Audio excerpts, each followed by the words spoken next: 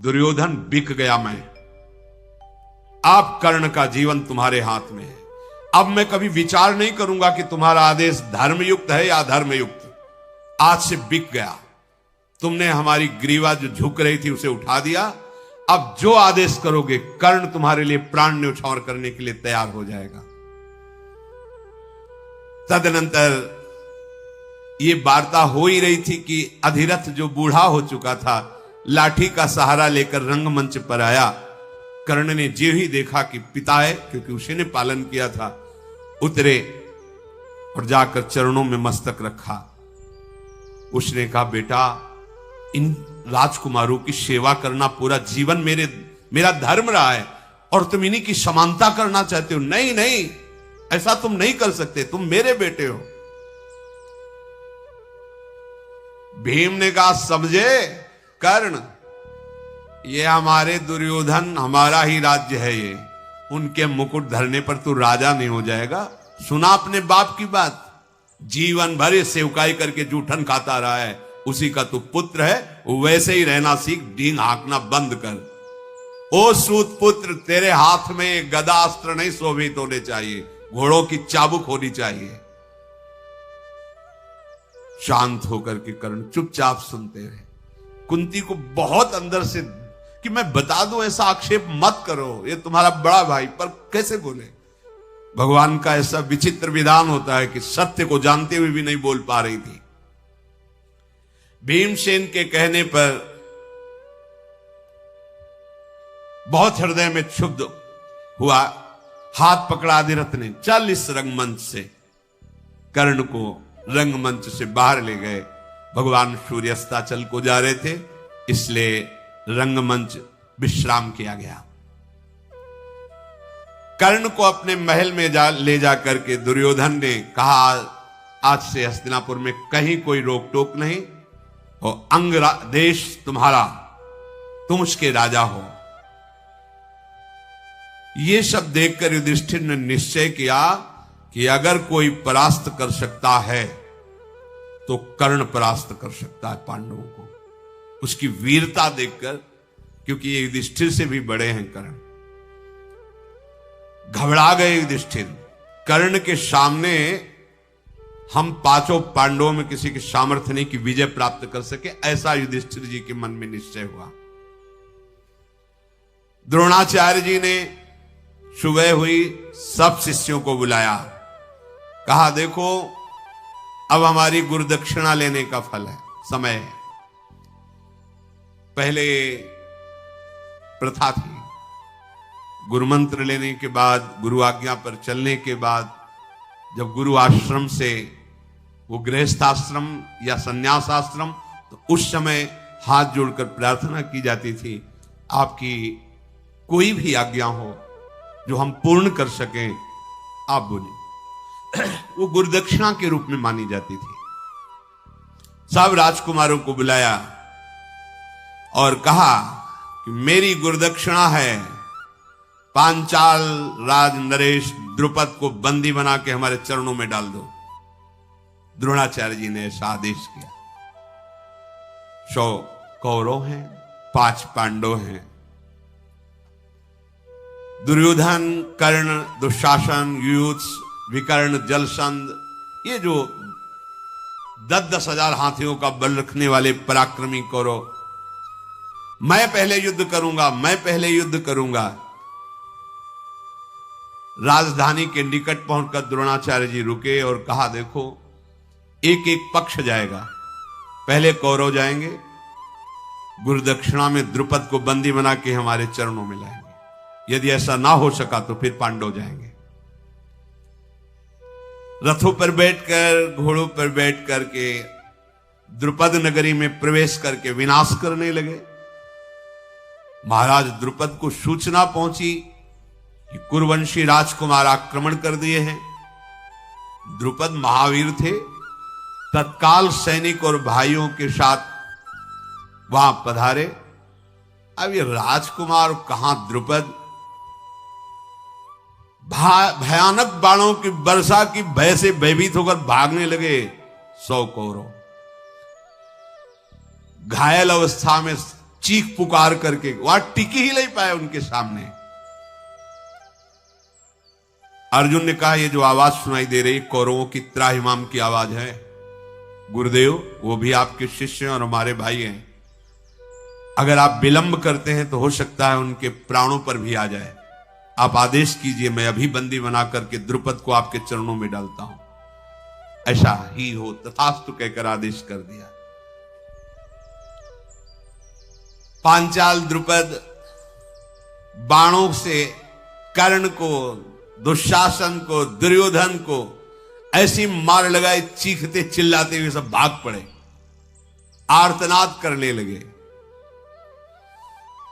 शत्रुओं को सिंहनाद करते हुए अपने रथ से, घरघराट से भयभीत करते हुए अर्जुन चले और कहा महाराज युधिष्ठिर आप गुरु सेवा में रहिए। भीमसेन से कहा आगे तुम गदा लेकर चलो। नकुल सहदेव से कहा तुम हमारे दोनों रथ के पहियों के बराबर घोड़े से चलो, अकेले मैं जीतूंगा, किसी सैनिक की या किसी अन्य की आवश्यकता नहीं। महाराज द्रुपद की सेना को जैसे कोई मतवाला हाथी वन उजाड़ते हुए चलता है, भीम अपनी गदा से रास्ता साफ कर, कोई सामने टिकता नहीं। ग्वाला वन में डंडे से जैसे पशुओं को हाँकता है, भीमसेन ने सारी सेना अकेले खदेड़ दी द्रुपद की। द्रोणाचार्य का प्री कार्य करने के लिए अर्जुन ऐसे बाणों की वर्षा कर रहे थे कि द्रुपद पक्ष को यह दिखाई ही नहीं दे रहा था कि चला कौन रहा है बाण। अंधेरा छा गया बाणों से। अर्जुन ने बड़ी फुर्ती से बाण संधान करके महाराज पांचाल नरेश द्रुपद के सारथी को मार डाला, ध्वजा काट दी, उनके धनुष की प्रतिष्ठा काट दी और कूद पड़े तलवार लेकर। और जैसे एक सिंह दूसरे सिंह को दबोच लेता है, ऐसे द्रुपद को पकड़ करके गर्दन नीची करके और अपने रथ पे डाल लिया और भीमसेन से कहा बस वापस चलो। अर्जुन को आते देख करके द्रोणाचार्य जी खड़े हो गए। द्रोणाचार्य के सामने जाके पटक दिया द्रुपद को चरणों में। द्रोणाचार्य जी खड़े थे, कहा हां भाई द्रुपद, वचन याद करो, राजा का मित्र राजा होता है, भिखारी नहीं होता। आज मैं राजा हूं और तू भिखारी, बोल मित्रता स्वीकार करता है कि नहीं? अब जब राजा ही चरणों में पड़ा हुआ है तो फिर द्रुपद के हृदय में भयंकर आग, अब राष्ट्र को रौंद दिया अकेले भीम ने। द्रोणाचार्य जी हंसे, बोले हम दयालु ब्राह्मण हैं, मारेंगे नहीं तुम्हें, क्षमा करते हैं, पर आप पूछते हमसे दोस्ती करोगे? जैसे सभा में गए थे तो कहा था ए भिखारी तेरी मेरी क्या मित्रता, अब बोलो मेरे से मित्रता करोगे? तुम कुछ नहीं हो इस समय में, तुम्हारे प्राण भी हमारे अधीन है। हाथ जोड़ करके द्रुपद ने कहा मुझे पता नहीं था कि ब्रह्म बल सबसे श्रेष्ठ होता है। अब मैं आपके चरणों में पड़ा हूं, चाहे जीवन दान दो या आप मार दो, पर आप जैसे पराक्रमी महात्मा के पराक्रम को मैं ऐसा नहीं जानता था। द्रुपद ने कहा। उनका द्रुपद तुम आज भी मित्र हो, सम्मान के साथ जाओ, पर आधा राज्य हमारा और आधा तुम्हारा। पांचाल नरेश का आधा राज्य द्रुपद को दिया और आधा द्रोणाचार्य जी ने लिया। द्रुपद को छोड़ तो दिया, पर द्रुपद ने कहा क्षत्रिय बल से तो तुम्हारा नाश नहीं कर पाए हम और न कर पाएंगे। अब मैं ऐसे ब्राह्मण को ढूंढूंगा जो तुम्हारा नाश कर दे, क्योंकि मैं सहन नहीं। ये ईर्ष्या द्वेष जय पराजय ये बिना भगवान के भजन के शांत नहीं होती। अब जब ये बात नगर को पता चली कि द्रुपद को बंदी बनाकर द्रोणाचार्य के चरणों में डाल दिया गया, तो पूरी प्रजा महाराज युधिष्ठिर पर टूट पड़ी। हमारे जैसे पांडु राजा थे वैसे ही महाराज युधिष्ठिर हैं। अब धृतराष्ट्र नहीं, महाराज युधिष्ठिर राजा होने चाहिए। गली गलियों में लाखों लोग एकत्रित होकर धृतराष्ट्र के पास सूचना पहुंची कि महाराज आपका सिंहासन खतरे में है। महाराज युधिष्ठिर के लिए पूरी प्रजा तैयार है। भीष्म जी, विदुर जी, ये सब एकत्रित हुए। प्रजा जब चाह रही तो फिर क्या होगा? वह ऐसा नहीं होना चाहिए। धृतराष्ट्र जी को राजगद्दी से नहीं। धृतराष्ट्र जी ने घोषणा कर दी, युवराज पद पर महाराज युधिष्ठिर को विराजमान कर।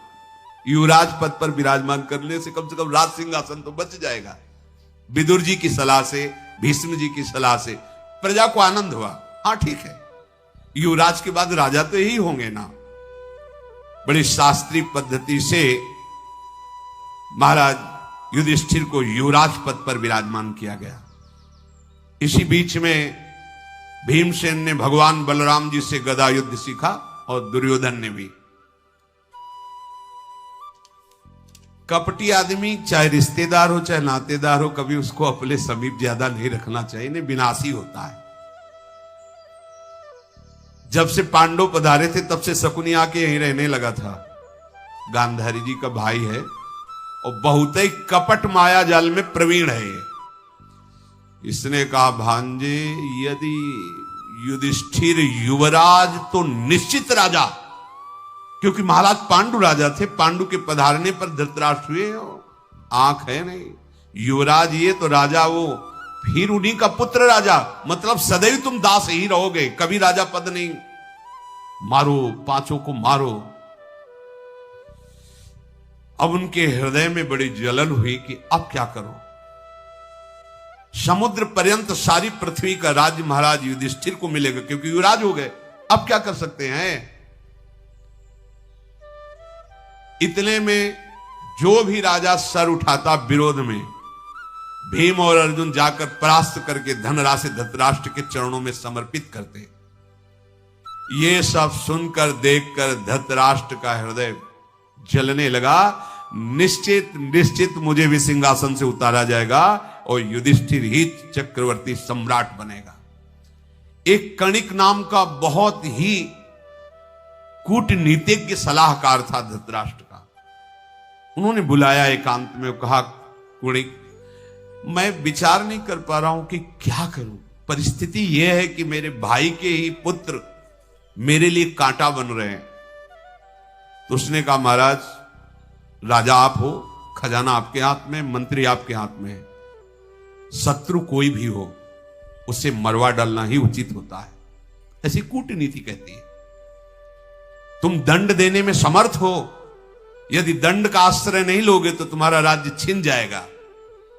शत्रु कोई भी हो, रिश्तेदार, नातेदार, पुत्र या संबंधी कोई भी हो, अगर वो शत्रु है तो या तो उससे मुंह मांगी वस्तु दे करके अपने पक्ष में फंसा के मार डालना चाहिए, और या तो युद्ध में ललकार के मार डालना चाहिए। तो तुम पांडवों को युद्ध में ललकार नहीं सकते, क्योंकि तुम्हारे भतीजे हैं, तो इनको प्रसन्न करके दांव में फंसा के मार दो। यही राजनीति कहती है। कुणिक का ये उपदेश सुनकर के, यद्यपि नीति में निपुण धृतराष्ट्र पर बुद्धि काम नहीं कर रही। वो तो अपने स्थान को चला गया नीति बता करके। सुबल पुत्र शकुनी, दुर्योधन, दुशासन, कर्ण, ये सब धृतराष्ट्र के समीप गए और कहा, महाराज आप सुन रहे हैं, देख रहे हैं, आपके हम 100 पुत्रों का पूरा राज्य से निष्कासन ही कर देंगे पांडव। भीमसेन सबसे बलवान है, अर्जुन अस्त्र विद्या में प्रवीण है, और मैं सदैव जलता रहता हूं यह देख करके। वो आपने राज्याभिषेक भी राजपद पर युधिष्ठिर का कर दिया, तो अब आपको पता नहीं है कि यही राजा बनेगा। क्या ये उचित है? और उधर वो सलाह दे के गया ही था कि मरवा डालना चाहिए। जो कणिक मन, वो कूटनीति का विशेषज्ञ था। कर्ण और शकुनी, महाराज धृतराष्ट्र, अब आप कुछ विचार कीजिए। ये पांडव भारी संकट हैं, इनका विनाश होना ही चाहिए। ये भीष्म सत्य प्रतिज्ञ हैं, कभी पांडवों का पक्ष छोड़ेंगे नहीं। द्रोणाचार्य जी अर्जुन को बहुत प्यार करते हैं, सदैव उनके पक्ष में रहेंगे। युवराज पद दे ही दिया है, अब हमारे लिए क्या रह गया है? विचार कीजिए महाराज। अब ऐसी दशा में हम क्या करें? आप हमारे पिता हो और राजा भी हो, क्या हमको ऐसे ही दास बना के इनका रखोगे?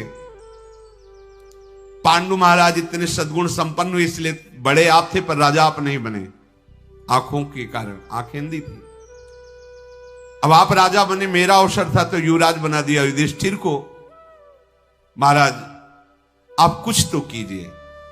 अपने पुत्रों की बात सुनकर और उस कूटनीतिज्ञ की सलाह से बड़ा विचार किया कि क्या किया जा सकता है, आप लोग ही बताओ क्या कर सकते हैं। धृतराष्ट्र जी ने ऐसा पूछा तो उनका, महाराज हमने विचार किया है, एक बार हस्तिनापुर से हटाओ, वारणावत है, ये बात फैलाई जाए कि वारणावत बहुत सुंदर है, हम वहां बहुत बड़ा मेला लगा रहे हैं, पांडवों को कुंती के साथ जाकर वहां कुछ दिन रहना चाहिए, दर्शनी नगर है, दर्शन करना चाहिए, मेले में जाना चाहिए, एक बार आप हस्तिनापुर से हटाओ। ठीक है। दुर्योधन ने बहुत से राजमंत्रियों को पैसे देकर पूरे नगर में, वारणावत बहुत अच्छा है, वहां ऐसा, वहां जाना चाहिए युधिष्ठिर को, जिसे प्रजा विरोध न करे। प्रजा में हो गया, अच्छा हम लोग भी जाएंगे देखने के लिए। धृतराष्ट्र ने बुलाया पांडवों को और कहा, बेटा जीवन भर पांडु ने हमारे साथ सद्व्यवहार किया है और तुम भी वैसे ही हमसे प्रेम करते हो। मेरा हृदय कह रहा, मैंने सुना है वारणावत बहुत सुंदर है, क्या तुम देखना चाहोगे? अपनी मां के साथ वारणावत चले जाओ, कुछ दिन वहां देखो, ये तो राज्य आपका है ही है, फिर आ जाना। युधिष्ठिर जी को अच्छा नहीं लगा कि मतलब ये सम्राट पद पे बैठ के ऐसी क्या बात कर रहे हैं, अभी तो युवराज पद दिया है, ये बात क्या कर रहे हैं, मतलब ऐसा क्या, इतना प्रेम से मुझे क्यों भेजना चाहते हैं?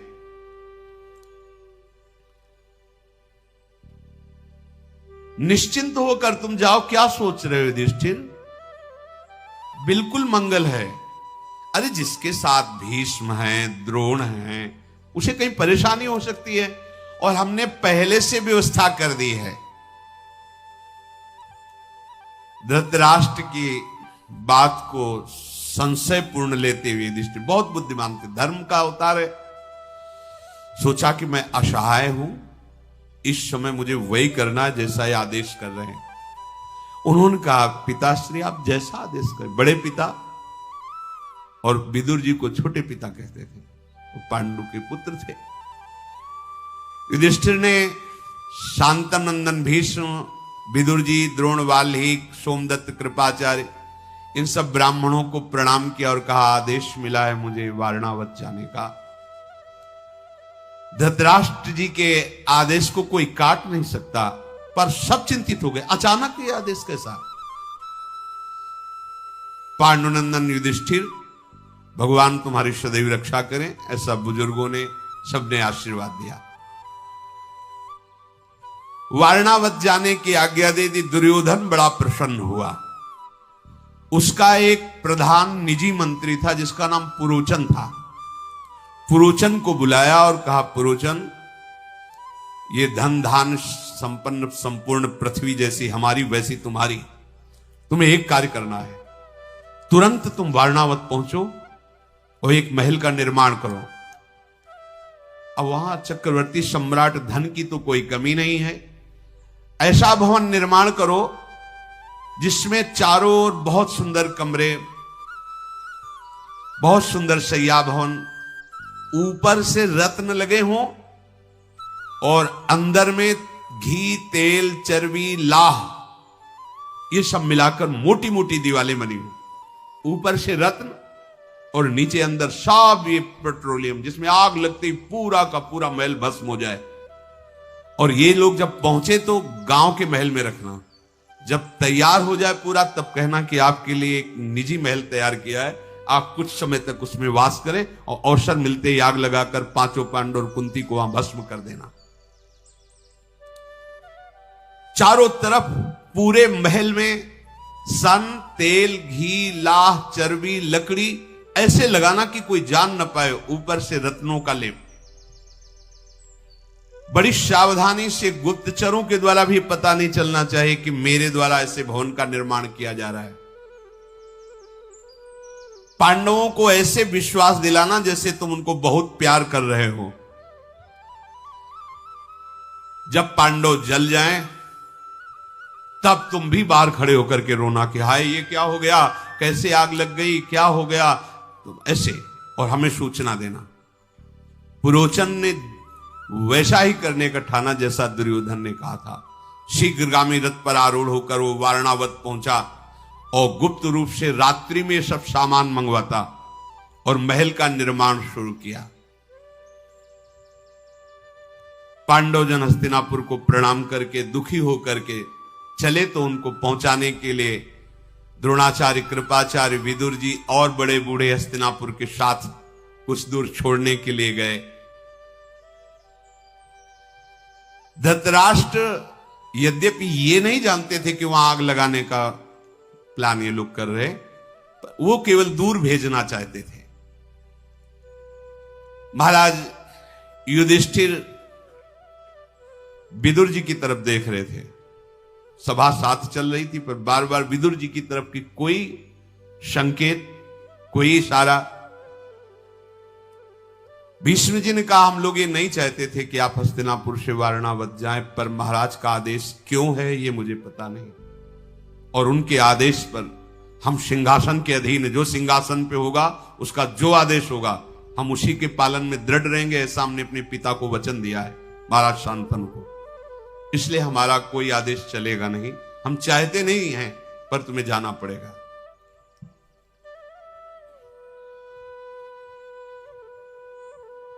धृतराष्ट्र के इस आज्ञा पर कोई विरोध नहीं दे सका।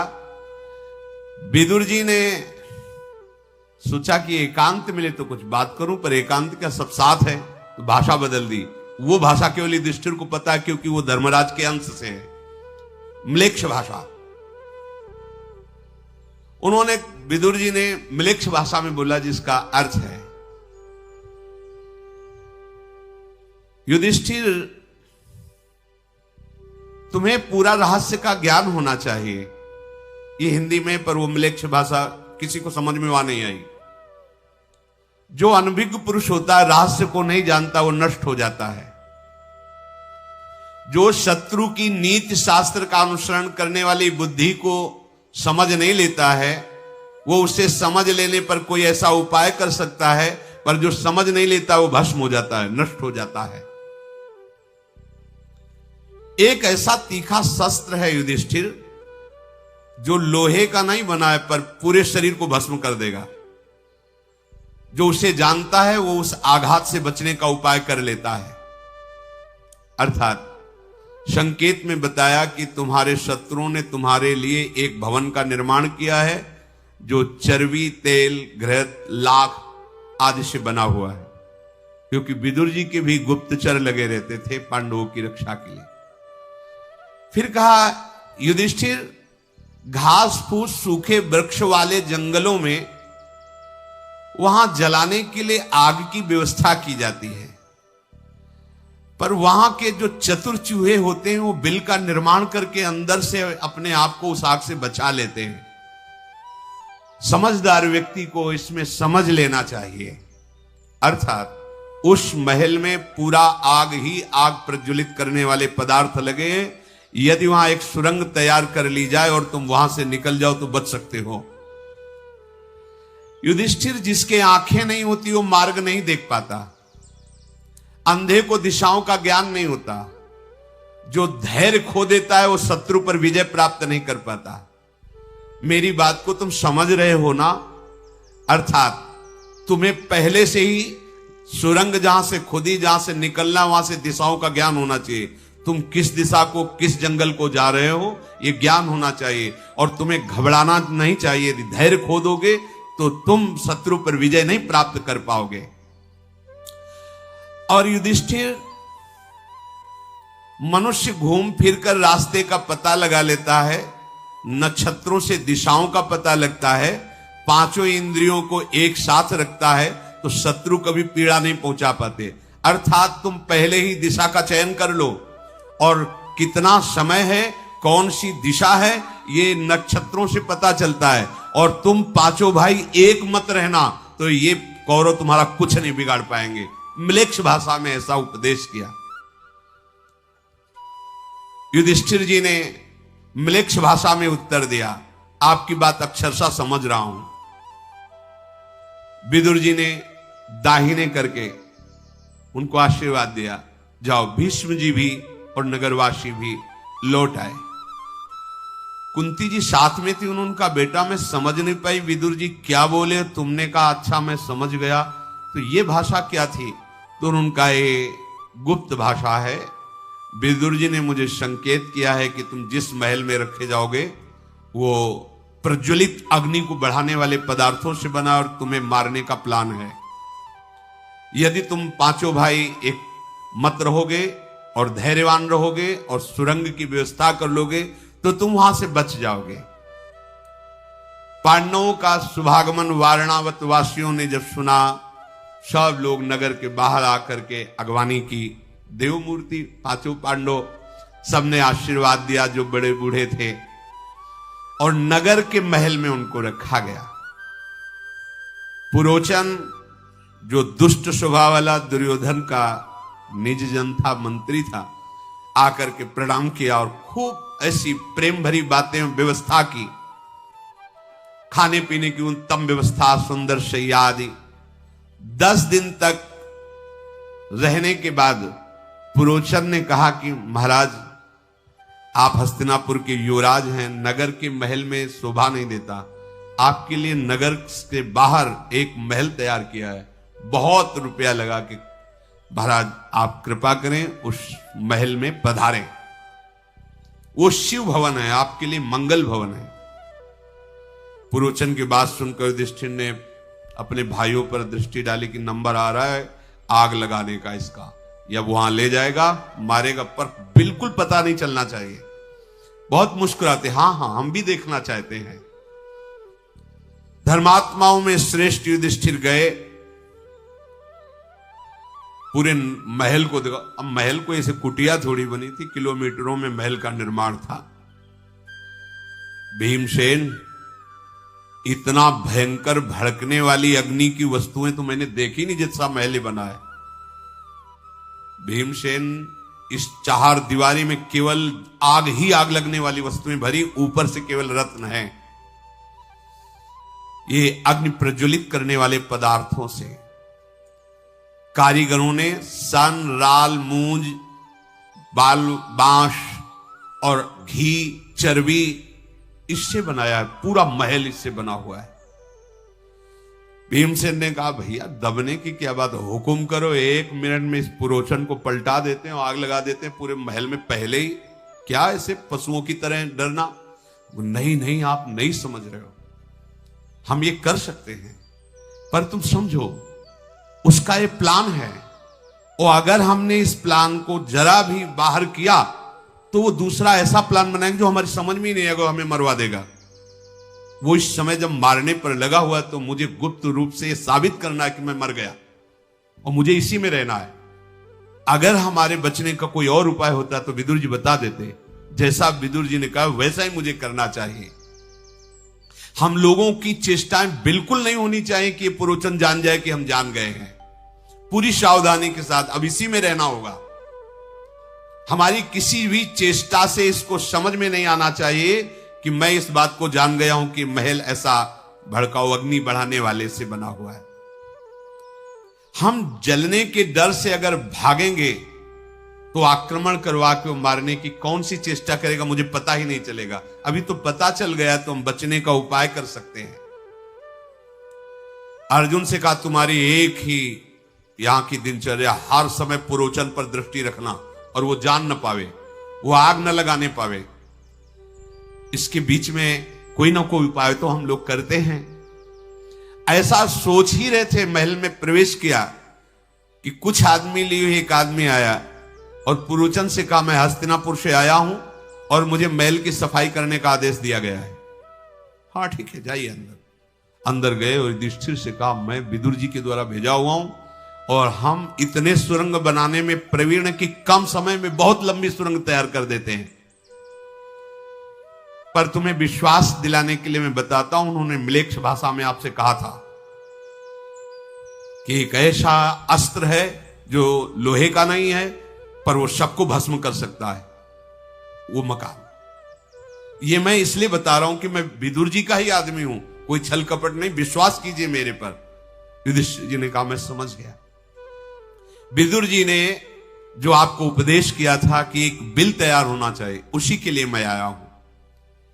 युधिष्ठिर जी ने कहा सौम्य तुम्हें ज्यादा बताने की जरूरत नहीं, मैं पहचानता भी हूं कि आप विदुर जी से मिलते थे, आप उनके गुप्तचर हैं, मुझे पता भी है। उसने कहा बस इस महल के अंदर कोई आने न पावे, पुरोचन भी आने की चेष्टा करे तो वहीं रोक दिया जाए, और अगर कहीं ऐसा हो कि कोई आ रहा तो मुझे संकेत कर दिया जाए। मैं ऐसी स्थिति रखूंगा। एक लकड़ी का ऐसा तख्त बनवाया था जो वहीं तत्काल रख करके आसन उस पर लगा हुआ था, और उस तख्त में नीचे ऐसे कपड़ा डाल के कि सुरंग जहां से बनी कोई देख लो, महाराज युधिष्ठिर उस पर बैठ जाएंगे जब तक खोदेगी। पर भगवत कृपा से कोई बाधा ही नहीं आई, बहुत जल्दी सुरंग का निर्माण तैयार हो गया गंगा जी तक जाने का, और उसके ऊपर एक काठ की ऐसी लेवल और उसके ऊपर मिट्टी, जैसे किसको पता ही नहीं है कि यहां सुरंग बनी। कुछ ही दिनों में सुरंग तैयार हो गई। उस भवन के ठीक बीचों बीच सुरंग निकाली गई, भूमि की समान तह पर उसको पाट दिया गया। पुरोचन के भय से उस सुरंग खोदने वाले ने पूरा ऐसा मुख बंद करके मिट्टी डाल दी कि जैसा महल की अन्य भूमि वैसे ही वो भूमि। पांडवों ने कहा बहुत बड़ा काम हो गया, बचने का उपाय हो गया। भीमसेन ने कहा कि वो आग लगावे इसके पहले हम लगा दें तो कैसा रहेगा, वो भी जाए, वो भी तो मजा चखे, महल निर्माण किया है। तो उस दिन क्या था कि कुंती जी ने ब्राह्मणों को और भूखों को भोजन पवाने के लिए निमंत्रण दिया था। तो एक भीलनी भी आई थी जिसके 5 लड़के थे।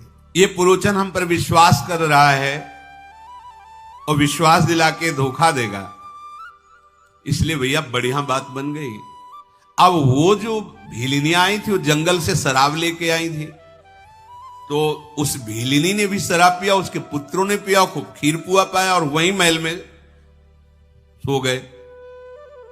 ब्राह्मण लोग पाके चले गए। पुरोचन आराम कर रहा था।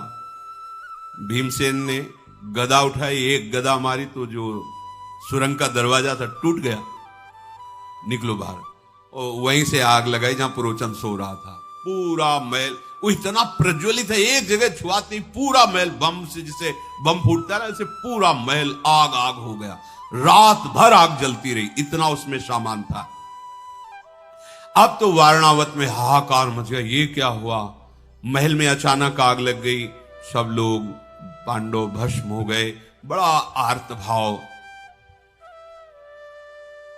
अब भगवान की देखो लीला की, 5 पांडव मर गए और कुंती भी मर गए, इसके प्रमाण के लिए भीलनी उसके 5 पुत्र वहीं जल गए। चारों ओर आग ही आग। पूर्वासी जन दीनता लिए हाय हाय करके सब घेरे हुए हैं आसपास।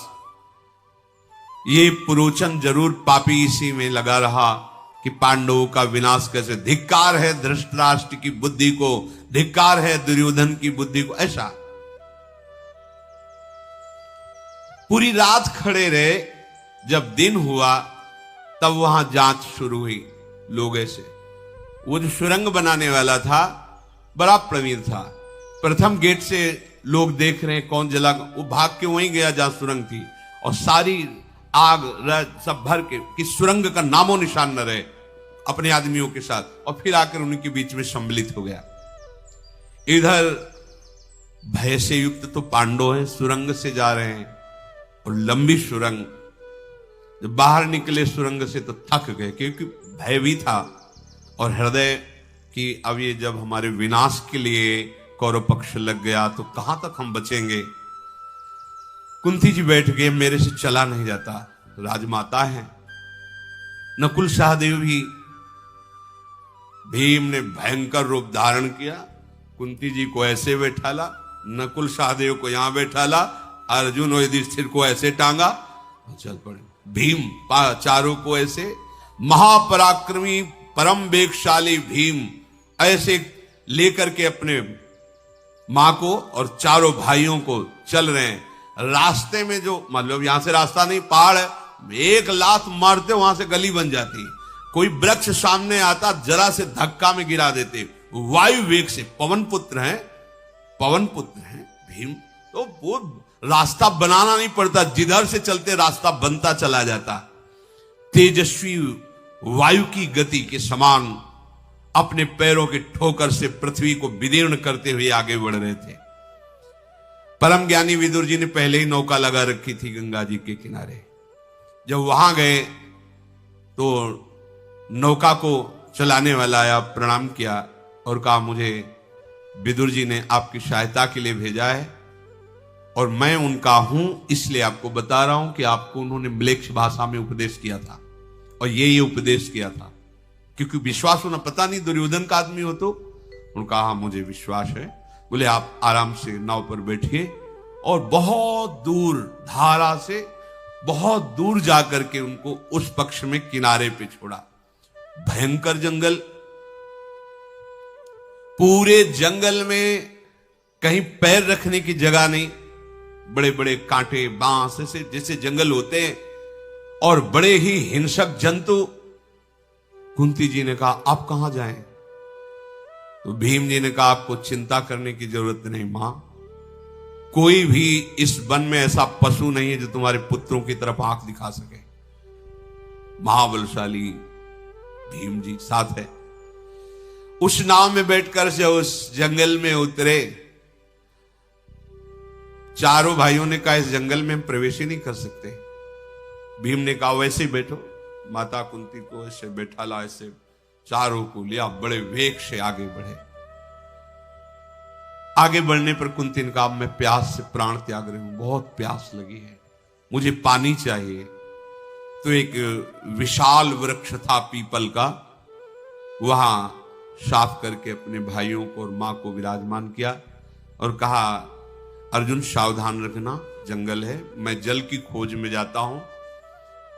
एकांत में उनको विराजमान करके और जल की खोज में गए तो सारस की आवाज आ रही थी। सोचा ये पक्षी वहीं रहते हैं जहां आसपास जल होता है। वहां समीप गए तो बड़ा निर्मल सरोवर था। जल पिया, अब ले किस में जाए? तो अपना ऊपरी चद्दर, अब भीम का चद्दर तो भारी चद्दर हो, उसको गीला किया, क्योंकि चद्दर में पानी थोड़ी रुकेगा। उसको गीला किया तो कम से कम अंजुली अंजुली पीने को मिल जाएगा। कैसी विपत्तियां आती हैं धर्मात्माओं के ऊपर। जरा सी विपत्ति में हम धर्म छोड़ देते हैं। इन महापुरुषों ने कैसे भयंकर कष्ट सहते हुए धर्म का, सत्य का त्याग नहीं किया। जब वहां गए तो वहां सब शिथिल होकर सो रहे थे। तो सोचा कि जगाना तो ठीक नहीं है, पर मुझे जगना आवश्यक है। वो जग ही रहे थे कि एक विशाल काय दैत्य बट वृक्ष में रहता था। उसकी गंध में मनुष्य की गंध आई। जैसे पका तरबूज खरबूजा होता है तो सुगंध आती है ना, ऐसे उनको अपने खून की गंध आती है। उसने अपनी बहन से कहा कि आज तो बढ़िया समझो भंडारा है हमारे लिए, ये आए हैं बड़े वीर हैं, जाओ इनको लाओ मार के, आज हम लोग खाएंगे।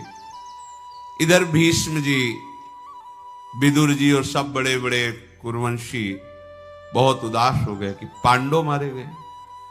धृतराष्ट्र भी जलांजलि देने के लिए आए, दुर्योधन आदि भी आए। दुर्योधन, कर्ण, शकुनी सब मुस्कुरा रहे हैं, जलांजलि। भीष्म जी के आंसू चल रहे हैं। भीष्म जी बार बार कह रहे हैं कि ऐसा कैसे हो सकता है? जो धर्म का पालन करने वाला है उसका नाश कैसे हो सकता है? मेरी ये समझ में नहीं आ रहा कि धर्मात्मा पुरुष का नाश कैसे हो सकता है? कैसे हो सकता है? बार बार रो रहे हैं, कैसे हो सकता है ऐसा? ऐसा कैसे? ऐसा कैसे मृत्यु हो सकती है? ऐसी मृत्यु इन महापुरुषों की कैसे हो सकती है? पर वो जलांजलि दे, विदुर जी ने देखा कि भीष्म जी तो बहुत विकल हो रहे हैं। पांडवों को नष्ट कर दे ऐसी काल में ताकत अभी नहीं है। लाक्षागृह में भस्म हो सके ऐसा भाग्य नहीं है पांडवों का। कैसे? विदुर जी नजदीक गए जलांजलि के बहाने और भीष्म जी से कहा आप जलांजलि मत दीजिए, पांडव मरे हुए नहीं। मैंने पहले से सुरंग की व्यवस्था की थी और वो नाव के द्वारा सुरक्षित जंगल में पहुंचा दिए गए हैं। अब वो अव्यक्त रूप से कहां घूम रहे हैं पर वो सुरक्षित हैं। आप जलांजलि मत दीजिए, पांडव सुरक्षित। शेष चर्चा आगे। श्री राधा वल्लभ लाल की।